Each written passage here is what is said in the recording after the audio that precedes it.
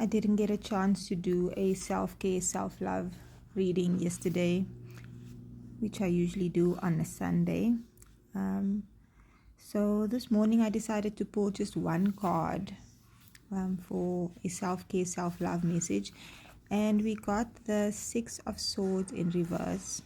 Usually the Six of Swords is about moving away from troubled waters.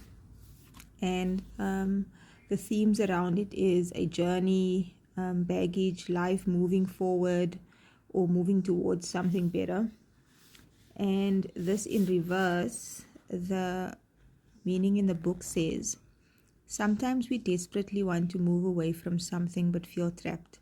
Something prevents us moving on. Other times we do move away, literally or figuratively, from a source of past anxiety or pain. But our emotional baggage keeps getting heavier. Family secrets, speaking up to confront our pain, even in a safe space, structured environment, is so much harder. But it always ultimately leads to a weight being lifted. So I'm getting the sense of letting go of people, spaces, places, and things. And because it wasn't good for you, or just because it's time, because you're growing and evolving. But there might still be, even if you left a place of work or you left a relationship, there's this sense of still having to deal with the emotions that were attached to the situation and how it played out, or even the person, and whether that's negative or positive emotions.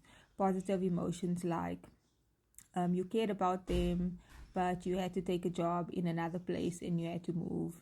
And so you have to process those emotions and be able to release it. Or negative emotions where someone hurt you or you hurt them, or the situation went bad, or there were unresolved issues, but it can't be resolved, and so you had to move on from the relationship. And you still need to deal with and process any anger or resentment or pain from that situation or relationship. So sometimes, regardless of the actions that we take and the things that we do in the physical, the emotional stuff still needs to be dealt with. And the self-care message here is, in some family therapy sessions in Hawaii, the sacred practice of ho'oponopono is used for dispute resolution and healing. It says, I love you, I'm sorry, please forgive me, thank you. What simple phrases would you like to say to your inner child or someone in your life? Write down your unique phrases. Then take yourself through a visualization exercise where you meet them and let them know they are or you are cared for. So you can find the Ho'oponopono meditations on YouTube. So you can use a guided meditation or find any other meditation that helps you to acknowledge your emotions and process it, or a meditation that helps you to connect energetically with someone that you have difficult or unresolved issues with, and shift that relationship, the energy between you, into a higher frequency where you let go of the negative emotions and set yourself and them free. There's many resources that we can access on YouTube. A lot of the times we have to energetically and emotionally and mentally cut cords with people, whether we care about them or we don't ever want to see them again.